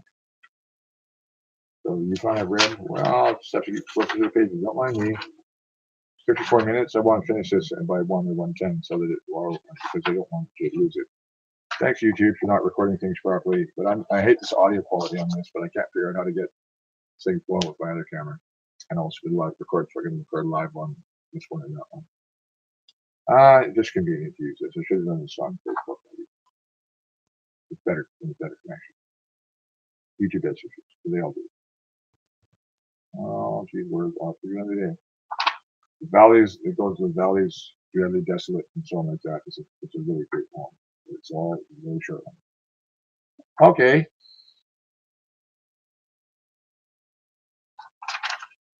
Well, I'll read this for my Russian friends, all right? The Ballad of Lenin's Tomb. This is the year he told to me as we sat in Casey's bar that Russian mug was crammed to the jug in the land of the crimson sky. The Soviet guy with a single line and the face like a flaming sky. While Lenin lies, the red flag flies and rat grey workers wait to shred the gloom of Lenin's tomb. Your comrade lies in state. With lagging pace, they scan his face, so weary yet so kind. But years score with labored sword to save him from the light. Kremlin walls are grimly grey, but Lenin's tomb is red, and pilgrims from the Sourland say he sleeps in the front yard. For their eyes in peace he lies, a symbol from the sun. And as they pass that dome of glass, they see a God divine. So doctors plug him full of dope, for if he drops to dust, so will collapse their faith and hope. The whole combine will bust. The stage of art, hard for me, a secret I'll disclose. What I did see, what none did see, I'll know what no one knows. I was a Czech terrorist. Oh, I served the Soviets well. They put me down on the boneyard list for the fear that I might tell. That I might tell the thing I saw that only I did see. They held me in quad with a firing squad to make a corpse of me, but I got away and I'm here today to tell you my tale to you. Though it may sound weird, by Lenin's beard, so God help me through. I slouched across the great red square and watched the waiting line. The Mongol sons of March were there convening to Lenin's shrine. 10,000 men in Muscovy, Mongol and Turkoman. Black bonnets of the RLC and Tatars of Kazan. Kalmuk and Bashkir, Let and Finn. Georgian, Jew and Lap. Kyrgyz and Kazakh crowded in to gaze at Lenin's map. Aye, for a score of years had run, I saw them pause and pray, as mourners at the tomb of one who died by this. I watched them in the weary days of bitterness and pain, but oh, I was cheery days watching my brain. I stared. My eyes were hypnotized by that sound. I started to shake my heart. I saw a goat. As in fog glass, I saw him pass and peer at me, and then I knew him. Man, I slew. Prince Boris, mother. I do not think because I drink I love the full and full, but liquor kills remorse and stills the anguish of the soul. And there's so much I would forget. Stark horrors have I seen, faces and forms that haunt me yet, like shadows on a screen. And of these sights that mar my nights, the ghastliest by far is the death of Boris Mazarin, that soldier at the side. A mighty nobleman, you see. We took him by surprise. His mother, sons, and daughters, 3, we slew before his eyes. We tortured him with gibes and threats, that mad for blood of gore. Upon our reaching bayonets, we nailed him to the door. He'd fight us to the last, crying, "Oh, carrion crew, I'll die with joy. Could I destroy 100 dogs like you?" I thrust my sword into his throat. His blade was gay with blood. We slung him to his castle moat and stamped him in his mud. That mighty Cossack of the dawn was dead with all his race. And now I saw him coming on, dire vengeance in his face. Or was it some fantastic dream of my decided brain? He looked at me with eyes agreed, the man who I am saying, whom I afraid. He looked, the baby followed him. I could not help but go. I joined the throng that passed along so sorrowful and slow. I watched with a sense of doom, that shadow gone from them. Into the bowels of the tomb I followed him. The light within was weird and dim, and icy cold the air. My brow was wet with bitter sweat. I stumbled on the stairs. There, I tried to cry. My throat was dry. I sought to grip his arm. But well I knew this man I slew was there to do us harm. Lo, he was walking by my side, his fingers clutched my own. This man I knew so well had died. His hand was naked bone. His face was like a skull. His eyes were cavities of decay. And we came to the crystal frame where lonely Lenin lay. Without a sound, we shuffled round. I sought to make a sign, but let the vices and the vice was fighting in mind. We bent pace around the place where Lenin lies at rest. We slept. I saw his bony claw go fumbling to his breast. His ghastly grin. He broke within and tore his robe apart. And from the hollow of his ribs he drew his blackened heart. "Oh no! Oh God! A bomb! A bomb!" As I shrieked with dread, with fiendish cry he raised it high and swung at Lenin's head. Oh, I was blinded by the flash and deafened by the roar, and a mess of bloody mash I swallowed on the floor. The Alps of darkness on me fell, and when I saw again the leprous light, 'twas in a cell, and I was racked with pain, and ringed round by shapes of gloom who hoped that I would die. From the crowd that had crammed the tomb, the soul to red was I. They told me I had dreamed a dream that must not be revealed, but by the eyes of evil doom I knew my fear too was sealed. I need not tell how from my cell in the empty jail I broke away from this disappointment. Outside the gate, none knew of that grim scene of gore. They closed the tomb, and then they threw it open as before, and there was Lenin lifted still, a symbol and a sign. And rancid races come to thrill and wonder at his shrine. Hold the thought, if Lenin rot, the Soviets will decay. For there he sleeps in calm and keeps his watch and board dry. And if you pass that frame of glass, peer closely at his face. So stern and firm it mocks the wind. It looks like wax. They tell you he's a mummy. Don't you make that great mistake. I tell you he's a dummy. I, a picture in a face. This I beheld the bloody bomb that bashed him on the feet. I heard the crash. I saw the flash. Yet there he lies serene. And by the roar that rocked the tomb, I asked, how could that be? When you take this deed of doom, just kill yourself and see. You think I'm mad or drunk or both? Well, I don't care a damn. I tell you this. The lemon is the waxen trouble is shot. Such was the yarn he handed me down there in the bar. That Russian bug in the scrambled mug, the land of the commissar. It may be true, I leave it to you to figure out how far. I'll just stop there. So we sat there. The maids in May, three maids in May. Well, three maids there were in Meadow Bright, the eldest less than 7. Their eyes were dancing with delight and innocent as heaven. Wild flowers they wound with tender glee, and their cheeks with rapture rosy. All radiant they smiled at me when I besought her posy. So one gave me a columbine, and one a poppy brought me the tiniest, the eyes of shine, a simple daisy slapping. And as I went my sober way, I heard their careless laughter. Their hearts be happy. It's today, care for what comes after. That's long ago. They're gone, all 3, walking into shadows, forgotten as their very created, still in sunny night. The columbine lived life too well, and whence fed she fed, and sank into the pit of hell, and passed a little caring. While Poppy was a poor man's wife, and children had a plenty, and went worn out with toil and strife when she was 5 and 20. And Daisy died while yet a child, as fragile blossom perish, when winter winds are harsh and wild, this man to shield and cherish. On the pages dark and pure, the little children on the board.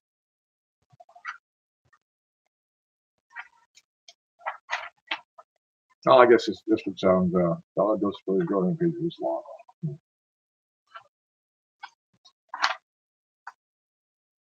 Oh, okay.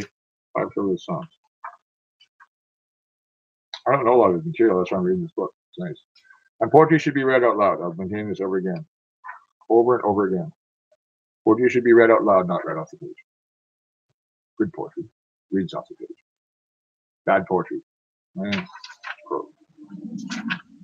Just uptight prose, pretentious, artificial.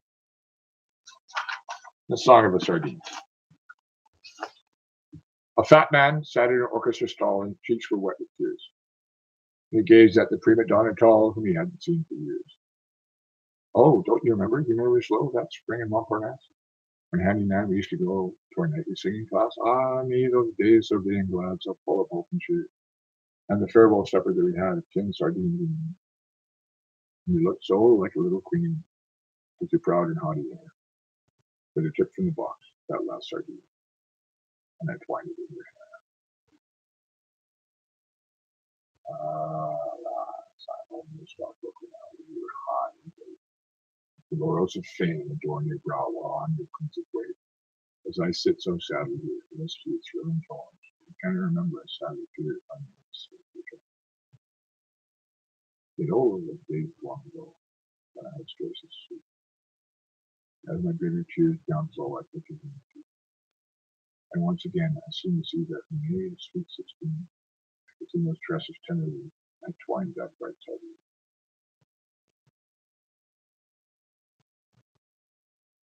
Oh, that sardine in your hair. I can see it shining there. As I took it from its box, I twined it in your lock. Silver sardine in your hand. The jewel that you there. Oh, that red sardine in your hair. September 1939, Warsaw.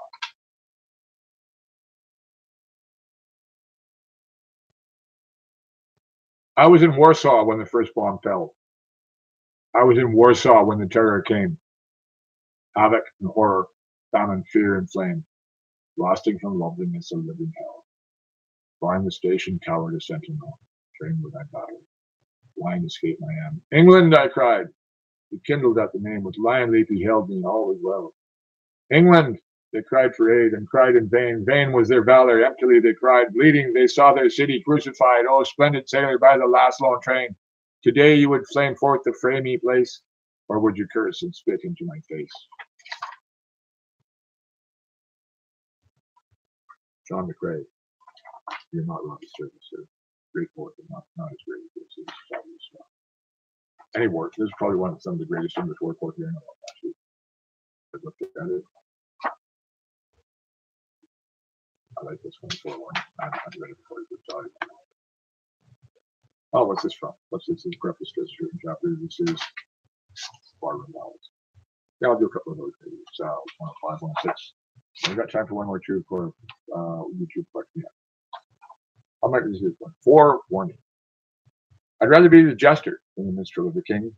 I'd rather jangle cap and bells than twang the stately harp. I'd rather make his royal ribs with a belly laugh to ring than see him sitting in the suds and salty as a carp. I'd rather be the court buffoon than its most high-browed sage.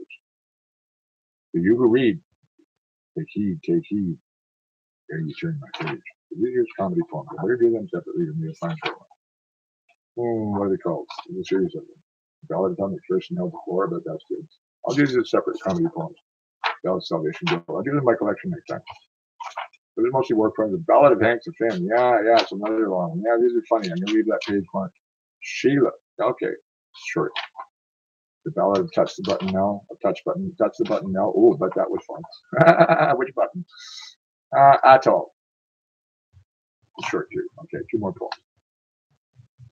When I played my penny whistle on the breeze above Loch Gyle, the heather bloomed about us, and we heard the peewit cow. As it bent above your knitting something fey was in your smile, and fine and soft and smooth the rain that made silver on your shawl. Your cheeks were pink and faded cheeks, your eyes a pansy blue. My heart was in my plan, but my leader was blue. Now I play the organ in this lordly London town. I play the lovely organ with the thousand open blue. The wearing silk and satin, and I see you going down. And my heart's not in the music, for I'm thinking lost of you. And when you listen to a barefoot boy who piped of ancient pain, and the ragged shawl was pearly and sweet, shy ring. I'll play the mighty music. Oh, I'll make them stamp and cheer. I'll give the best that's in me, but I'll give it all to you. I'll put my whole heart in it, for I fear that you are near. Not yonder, but sleeping always. For the feet is white with you. I'll never live the rapture of that shepherd boy the while. I trilled through my whistle on the hills of that long dark Loch Gyle. Oh, the Ballad of the Iceworm Cocktail from Dawson. Good God. Oh, that's going to be fun. I'll have to read that long. So it is a page in one verse. Atoll. A-T-O-L-L. The woes of men beyond my ken mean nothing more to me. Behold my world, and Eden hurled from heaven to the sea. A jeweled home, defending foam, tempestuously tossed. A virgin isle none dare defile, far flung, forgotten, lost. And here I dwell, where none may tell whose tales of war is struck. Let millions die, immune am I and radiant with light. No echo comes of evil dreams to vex my dreams divine. The youth alone I held my throne, in majesty divine. Ghost ships pass by, glad am I, they make no sign of me. Greencorn springs, the gilt vine trims, the net is in the sea. My paradise around me lies, remote from wrath and law. My isle is clean, unsought, unseen, and innocent with song. Here, let me dwell in beauty's spell, as tranquil as a tree. Here let me abide. Where wind and tide, burden that I am free. Here, let me know if the human world will actually do this. The rich caress, loveliness, the plenitude it seeks.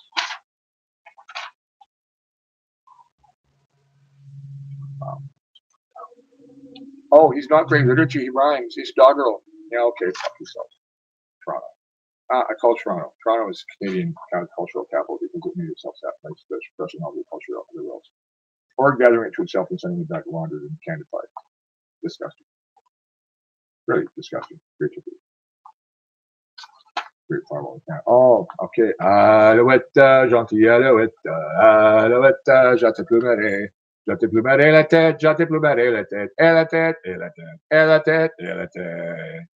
We all used to know that. I got to revive all my French Canadian songs.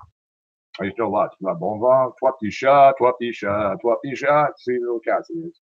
Learning on the bus and Jean Voyageur with the Rimouski kids. I got to look up the Rimouski kids. I'm going to say regards to them in French. They probably really like that. Hey, all you kids who are in La Jeunesse, what it's called. Jean Voyageur. The Trudeau set up. Yep, he did. And yeah, us kids from Mission and Abbey, we went to by Montreal, Ottawa. We went to Rimouski, Quebec, and toured de Gaspésie. It was a wonderful time. And Marie André-Roy, I can't remember the name of my host.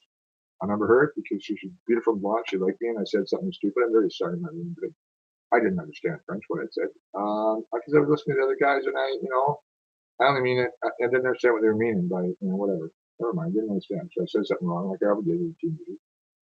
Singing larks. Larks. No, larks. Singing larks I saw for sale, which elevated lark for Spanish, not Spanish, the love. Singing larks I saw for sale. The pain of it. Plucked and ready to impale on the roasting spit. Happy larks that summer long stormed the radiant sky. Adoration in their song. Back to make a pie. Hark! Those springs of joy unseen spray their jeweled notes. Tangle them in nets of green, twist their lyric throats, clip their pigeons and string them tight, stab them with a skewer, all to tempt the appetite of the epicure. Shade of Shelley, come not nigh this accursed spot, where for sixpence one can buy 6 skylarks for the pot. Dante, paint of blacker hell, plunge in deeper darks, wretches who can slay and sell sunny-hearted larks. And you who eat, you are the worst, by internal pains. May you ever be accursed who pluck these poor remains. But you, for winged joy, would soar, before you winged joy would soar to heaven from the sod. In ecstasy a lark would pour its gratitude to God. That's from my vegetarian friends, which I know is doing too. Yeah, the whole story of the passenger pigeon. They're up story. They're not larks, but same thing. They were exterminated. Alouettes. Larks were also. Passenger pigeon was made extinct. He was talking bringing back the Dominican or whatever. Okay, that's it. I'll read this one prelude. I think I might have done it again. Yeah. Despite Apollo's lyre, I am unable. Of loveliness, lost, I cannot sing. My lot it is, across the tavern table, to start a chorus for the strumming string. I have no gift to touch your heart to pity. I have no power to bring you a note of pain. All I can do is pipe the pothouse ditty, a roar Rabelaisian refrain. Behold, the minstrel of the empty belly, who seeks to please the bored and waiting throng outside the opera with ukulele and raucous strains of syncopated song. His ragtime mocks their eager hearts a hunger for golden voices, melody defined. Yet, throw a penny to the ballad monger. Yet, listen, Ivy, to this song of mine. But with a humble heart, I clank rhyme's fetters, and bare my buttocks to the critic mouth, and graceless oboe in the land of letters. Piping my ditties of the downer night, a barroom bard. So if a corn you're flinging, play me pot, let me dream and booze, the stars are scoring my jarred defiance, and the battered banjo and a strumpet blues. That's going to have to do, my voice beginning to choke. I'm going to have to do this better. I should have had my phone on to record the audio so I can get better audio in the stream. But I can't figure out how to go make this camera, that camera go right now, other than this way. So that's it. I recommend you get a collection of Robert Service and enjoy it. They come in small volumes and large. Each one of these, I'll pull it up so you can see the names of the chapters. Each one is a collection. And this is published by, if you can find it, Dodd Mead and Company, New York. Of course, New York. Canadians wouldn't publish this. I probably did. Copyright 1907, 1909, 1912, copyright 1912, 1921, copyright 1940. Copyright 1945, Robert Service. The other ones are Dodd Mead Company. So he ran to regain his copyright. Good for him. When did he die again? Oh, he doesn't say the date. Yeah, we always lived till 1940, 1939. It's a really good book. I recommend you buy some Robert Service. I'm going to do some Pauline Johnson. Yeah, the great Mohawk poetess. I'll read some of the Legends of Vancouver too once I get it. So she's a good poet, actually. Another rhymer. Another one dissed by, it's all theatrics. Yeah, like you guys aren't. So anyways, I lost part of the flyleaf, but it was it. Oh, okay. Rhymes were Red Cross Band. That must be the war poems. Rhymes were Rolling Stone. Ballads of T. Shackleton, Newcomer and Chinook. Ballads of a Bohemian, The Spell of the Yukon, and Barlow Ballads are in this book. Fabulous. Great purchase for $2. Magnificent purchase for $2. One of the greatest books of poetry ever published, not in this country, by one of the greatest Scottish-born Canadian poets who have ever lived anywhere. This is the Canadian Homer. I'm gonna hopefully read some of this at Edinburgh and Glasgow. I'm gonna call Morven. Morven White. White Scottish. Mrs. White was from the Hebrides.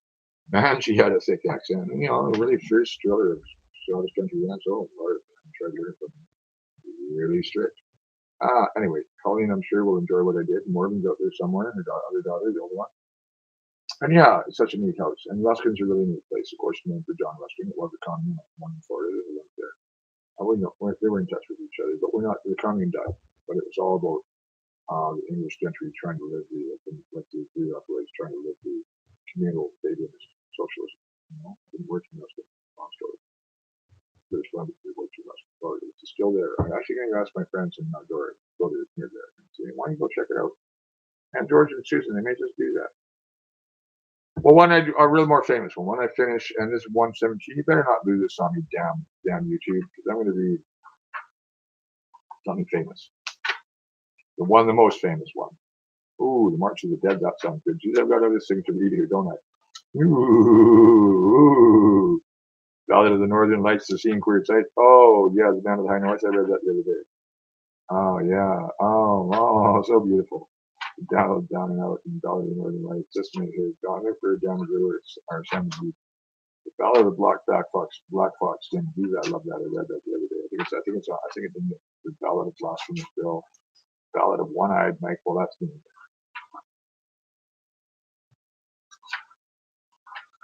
Oh, I got lots. I'll read this whole book before I'm done. I'm going to get my recording better audio. I'm sorry for the audio quality. It's I'm working with low tech. Like my electric guitar, it's a 1.5 watt amp. Yeah, I put the recording right here next to the amp in my ear. It sounds like a 400 watt amp anyway. So I have no doubt at all the devil grins. The seas of ink I spatter. Ye gods, forgive my literary sins. The other kind don't matter. That's the preface to the whole book. No, the Spell of the Yukon.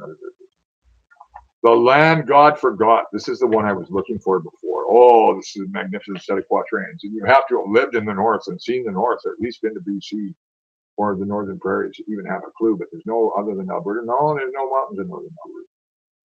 Only in Southern. This is the Yukon, the Klondike he's talking about.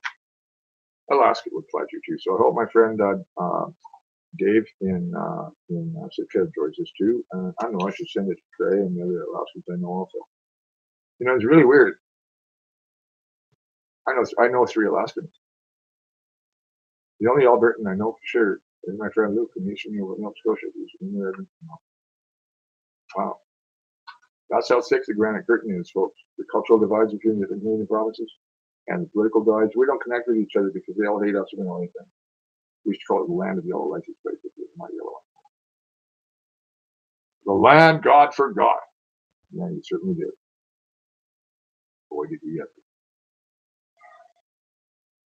The lonely sunsets flare forlorn, down valleys dreadly desolate. The lordly mountains soar in scorn, as still as death, as stern as fate. The lowly sunsets flame and die. The giant valleys gulp the night. The monster mountains scrape the sky, where eager stars are diamond bright. So gaunt against the gibbous moon, piercing the silence velvet pile, that a lone wolf howls his ancient doom, the fell arch spirit of the wild. Oh, outcast land, oh, leper land, let the lone wolf cry all express, the hate insensate of thy hand, thy heart's abysmal. So great, so great.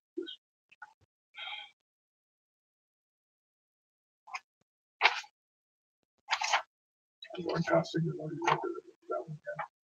Oh, why no Cremation of Sam Magee, so that came first. Oh, Shooting of Dan McGraw came first, but I've done I know the opening of yeah, the opening verses of these are famous.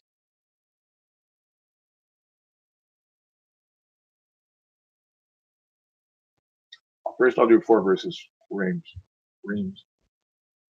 My Madonna. I hailed me, a woman from the street, shameless, but oh, so fair. I bade her sit in the model seat, and I painted her sitting there. I did all trace for her heart unclean. I painted the babe at her breast. I painted her as she might have been, if the worst had been the best. She laughed at my picture and went away, then came with a knowing nod. My connoisseur, I heard him say, "She's Mary, the mother of God." So I painted a halo around her hair, and I sold her and took my fee. She handed to the church of Sandy Land, where you and all may see. Wow. Well, this is Cremation of Sam Magee, one because the strange things done at midnight sun that I know all for gold. But I'll go read Shooting of Dan McGraw. That's a very famous line. The lure of little voices, I bet that's sweet. All the titles are just really punchy. Man, what a great. I'll sign the wage slave I did last time. Oh, yeah, wage slave. Hey, how does it feel to be a wage slave anyway? You guys making 150,000 a year thinking you're somebody. Huh? That fat fuck. Why are you not making that much money that owes me money? And send the cops after me and he's broken the law. That's not criminal harassment. I didn't get money out of that prick. They didn't have to give me a little holiday and walk and pay a fine of mine. Pay some other bills. Yep. Instead of having to worry about where it's going to come from. Sure. Why not? Why not? Why not? Why not? Why not? I'm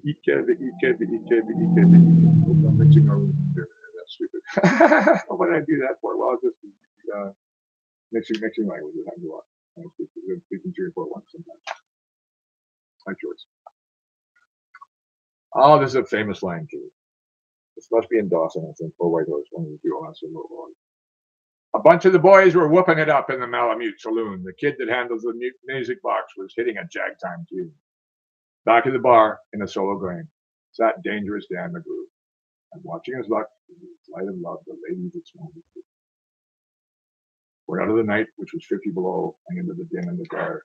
There stumbled a miner fresh from the creeks, dog dirty and loaded for beer.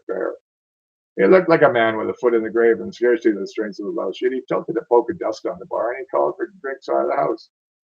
There was none could place the stranger's face, though we searched ourselves for a clue. We drank his health, so the last to drink was dangerous, Dan McGraw.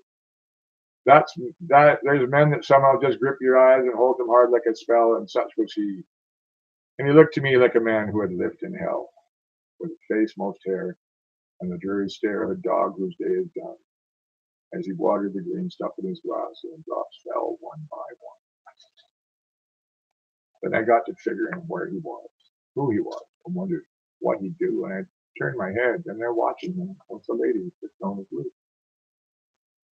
His eyes went rubbering around the room and seemed in a kind of daze till at last that old piano fell in the way of his wandering gaze.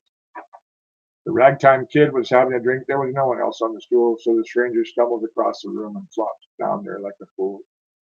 In the buckskin shirt that was glazed with dirt, he sat, and I saw him sway, that he clutched the keys with his talon hands. My God, what could that man play? We were out in the great alone, when the moon was awful clear, and the icy mountains hemmed you in with a silence you could hear. It's only the howl of a timber wolf, and you camp there in the cold, a half-dead thing in the stark dead world, clean mad for the muck called gold. while overhead, green, yellow, and red, the northern lights swept in bars. Then you hunch what the music meant, hunger, and the night, and the stars. A hunger not of the belly kind, that's Spanish with bacon and beans, but the growing hunger of lonely men for a home and all that means, all that it means. For a fireside far from the cares that are, four walls and a roof above, but oh, so crammed full of cozy joy and crowned with a woman's love. A woman dearer than all the world and true as heaven is true. God, how she looks through the rivers, the lady was calling. Then on a sudden the music changed, so soft that you could scarcely hear. But you felt that your life had been looted clean of all that it once held dear, that someone had stolen the woman you loved, that her love was a devil's lie, that your guts were gone and your best for you was to crawl away and die. 'Twas the crowing cry of a heart's despair, and it thrilled you through and through. I guess they'll make it a spread misere, said dangerous Dan McGraw.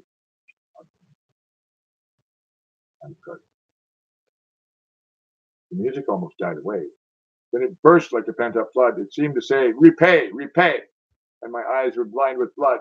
The thought came back of an ancient wrong, and it stung like a frozen lash. And the lust awoke to kill, to kill. And the music stopped with a crash.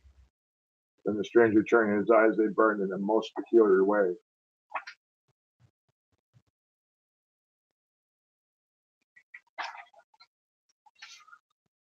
In a buckskin shirt that was laced with dirt, he sat, and I saw his way.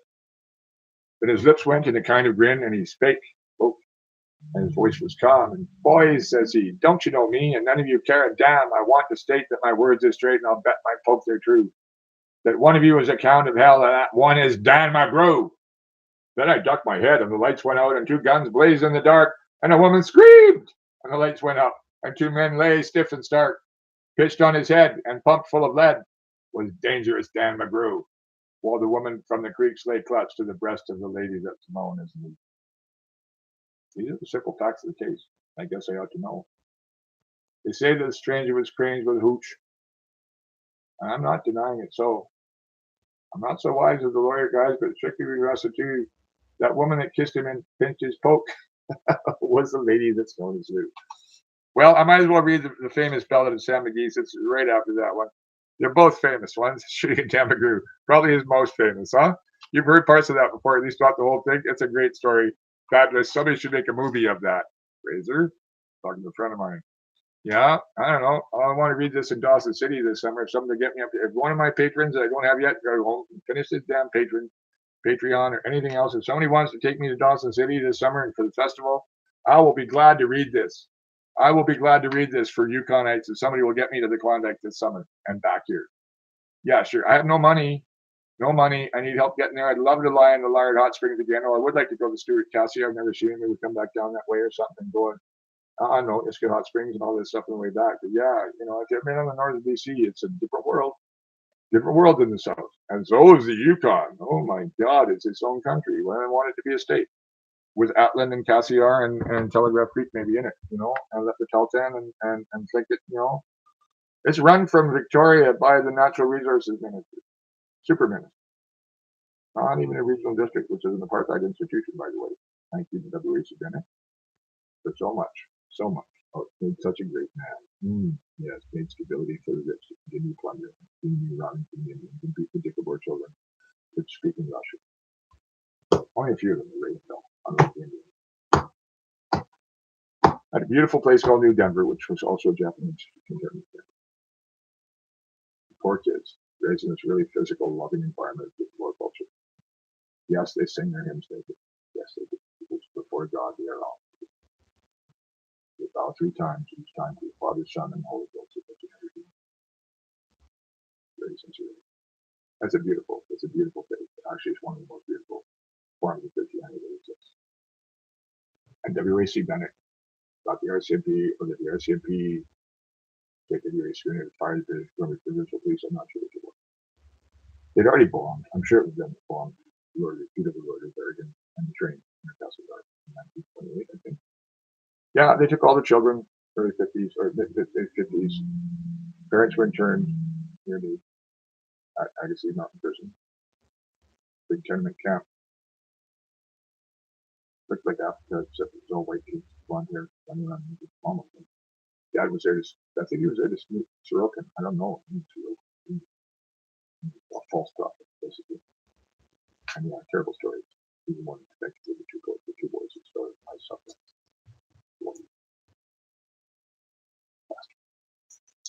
But the lovely Duke of War Faith is headed by a friend of mine, JJ Durgan. Hi, JJ. I'm going to send you this now. I know what I said to you. John Durgan. You know the spiritual community. So I've been distracted. I'm just going to read Cremation of Sam Magee. I'm at an hour and a half already.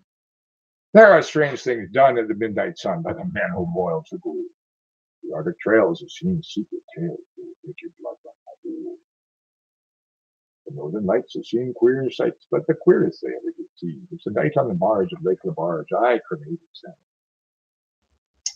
Now Sam Magee was from Tennessee, where the cotton blooms and blows, and left his home in the south to roam around the pole. God only knows he was always cold, but the land of gold seemed to hold him like a spell, and though he'd often his homely way, that he'd sooner live in hell. On a Christmas day, we were mushing our way over the Dawson Trail. Talk of your cold. Through the parka's fold, it stabbed like a driven nail, and if our eyes be closed and the lashes froze, still sometimes we couldn't see. It wasn't much fun, but the only one to whimper was Sam Magee. And that very night, as we lay packed tight in our robes beneath the snow, and the dogs were fed and the stars overhead were dancing heel and toe, he turned to me and capped and says, I'll cash in this trip, I guess. But if I do, I'm asking that if you won't refuse my last request. Well, it seemed so low that I couldn't say no, and then he says with a sort of moan, it's the cursed cold that's got right hold till I'm chilling clean down through to the bone. It tain't being dead, it's my awful dread of the icy grave that pains, so I want you to swear that foul or fair you'll cremate my last remains. A pal's last need is a thing to heed, so I swore I would not fail, and we started on the streets of dawn, but God, he looked ghastly pale. He thrust on the sleigh, and he raved all day of his home in Tennessee, and before nightfall a corpse was all that was left of Sam. There wasn't a breath in that land of death, so I hurried, horror-driven. With the corpse half hid that I couldn't get rid because of the promise given, it was lashed to the sleigh, and it seemed to say, you may tax your brawn and brains, but your promise be true, it's up to you to cremate his last remains. Now, a promise made is a debt unpaid, and the trail has its own stern code. In the days to come, though my lips were dumb in my heart, how I cursed that load.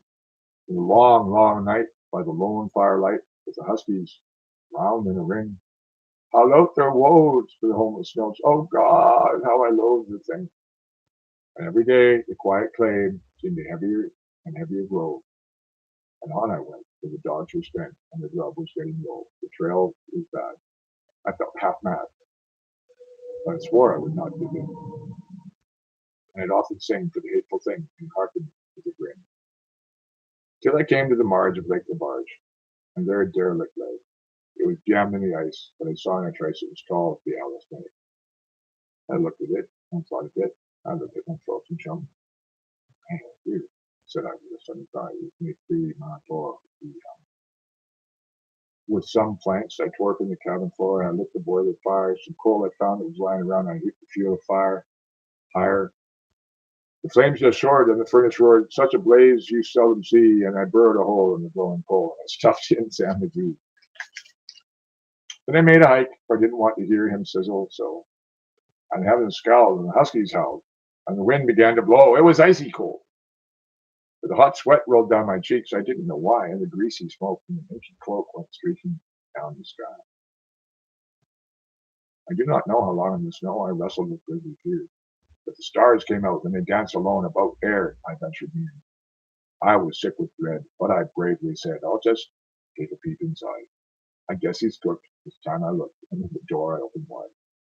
And there sat Sam, looking cool and calm, in the heart of the furnace roar. And he wore a smile. You could see a mile, and he said, please close that door. It's fine in here, but I greatly fear you let in the cold and storm. Since I left Plum Tree down in Tennessee, it's the first time I've been warm. There are strange things done in the midnight sun by the men who moil for gold. The Arctic trolls, tales of the secret tales that would make your blood run cold. The northern lights have seen queer sights, but the queerest they ever did see was a night on the marsh, on Lake of the Marsh. I created Sam Magee. I've been to Lake of the Marsh. Never mind about the drinking party we went. There was a bunch of drinking. It was a crazy story, but we got out. Oh, they're fine people. They're great people. Just scary as hell. No, really, really great, fine, very fine people. And they were called the Aslan Kwan. I don't know which group they're from, but the White Horse and the both them Jason Kwan. The two Kwans of the Tlingit in Canada and the rest are in Alaska. Great book. I highly recommend you get some Robert Service and enjoy every line of it. It's one of the greatest some English poetry, but anyway, I think. And the greatest Canadian poet that ever lived. But he wasn't Canadian, but he was Scottish. He died in France. Just this book. I'm really glad I bought it. I'm very glad I bought it. It's a treasure. Now, I hope you enjoyed that. I'm done. You can hear my words starting to scramble because I'm getting tired. And I'm scrambling words and sometimes putting the wrong ones in. And I'll say it's to do with Scots English sometimes. So there is a famous Scotch poet I got to look up. He's a contemporary of Robert Burns. Apparently similarly great in Scots. Another lyric poet like Burns is. I should read some Burns, but I don't have the accent. Especially not to read Scots English. But I'll do more Lonnie Hopkins. I'll be doing more Yeats. I'll be doing more Blake. I'll be doing some Wordsworth. I'll be doing some La Fontaine. I'm going to start doing some French. God help me. God help the French. Mon Dieu. But my French ain't bad. So I got to see what I can find online. I'm going to read some Paul and Johnson. I'll read some Al Purdy. Who's the other guy? Yeah, another poet like Purdy. I've heard him read. It's Purdy I read. Who's the other one? Another one. Another guy. I met William Everson. I meant to mention William Everson. If I didn't mention him, him and Brother Antoninus. He'd been Randall Jarrell.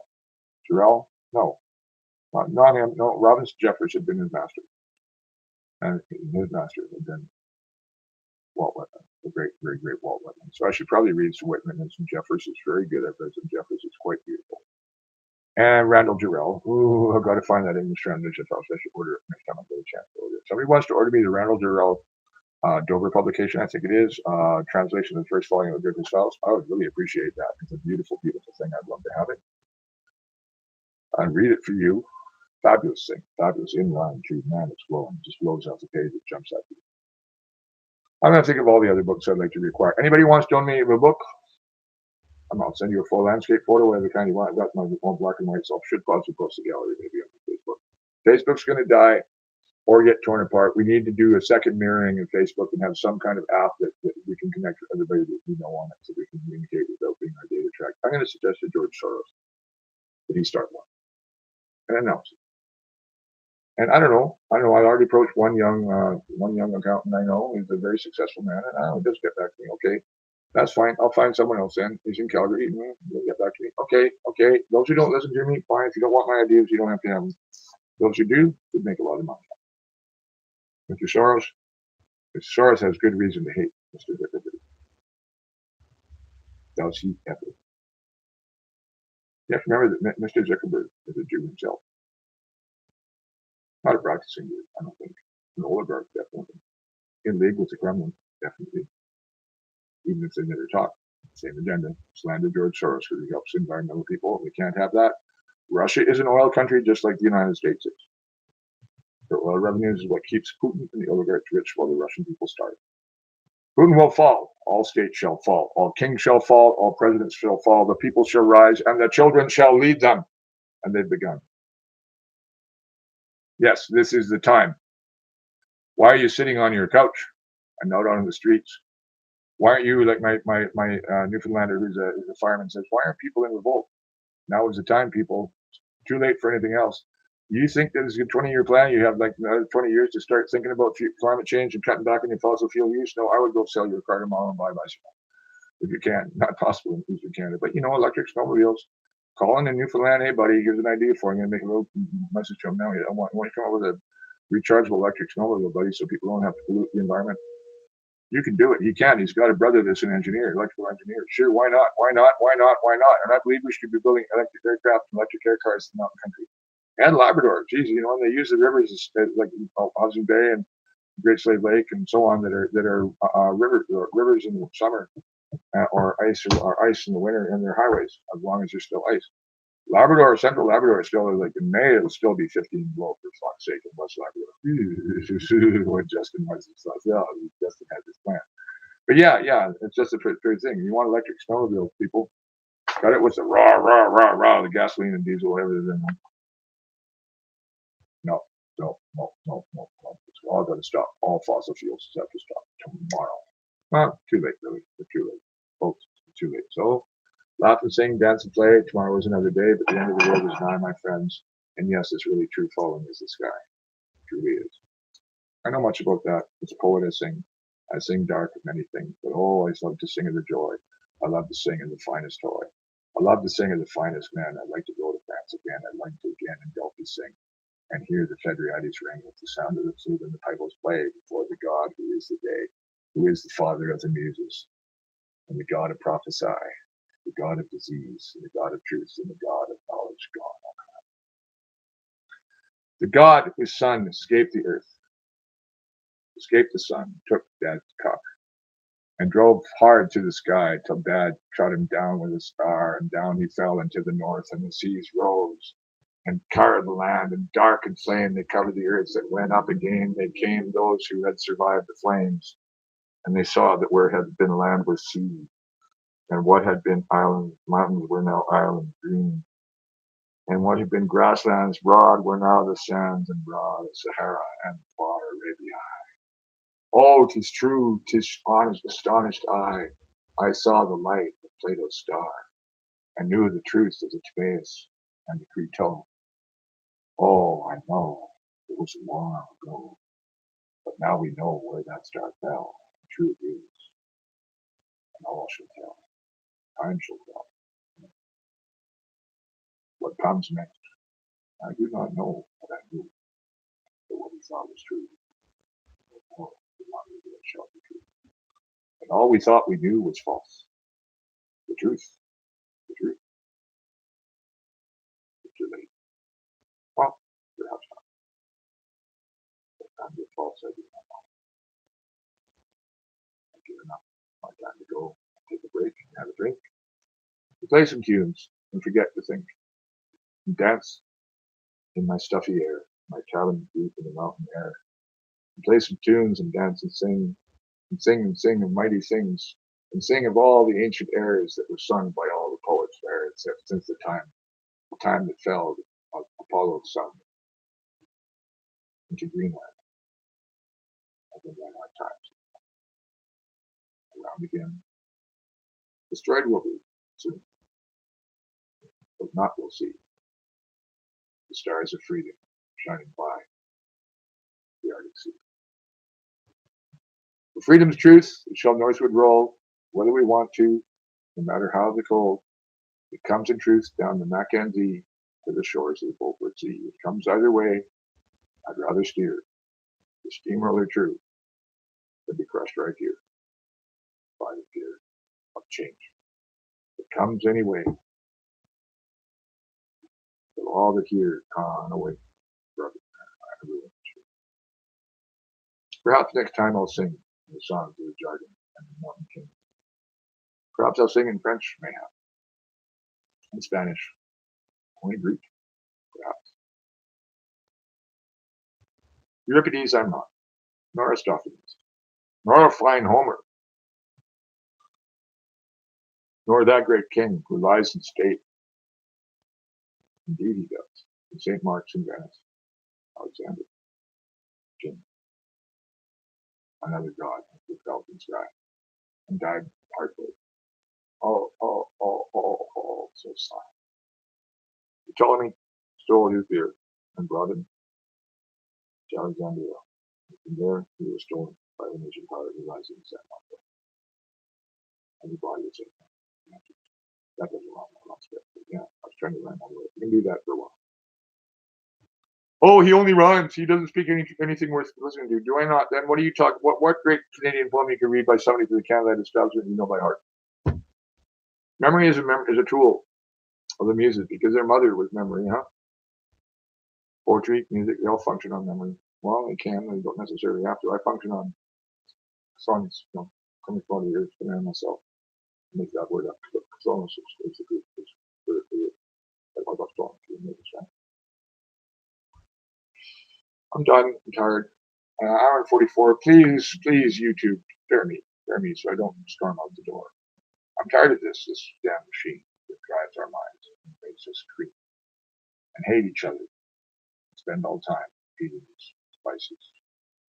Yeah, read the book of the machine. Don't send them stuff back. It's Erewhon. Read that. Read Color of Trouble. And I'll leave it at that. There's all kinds of books I can share. Have a nice evening.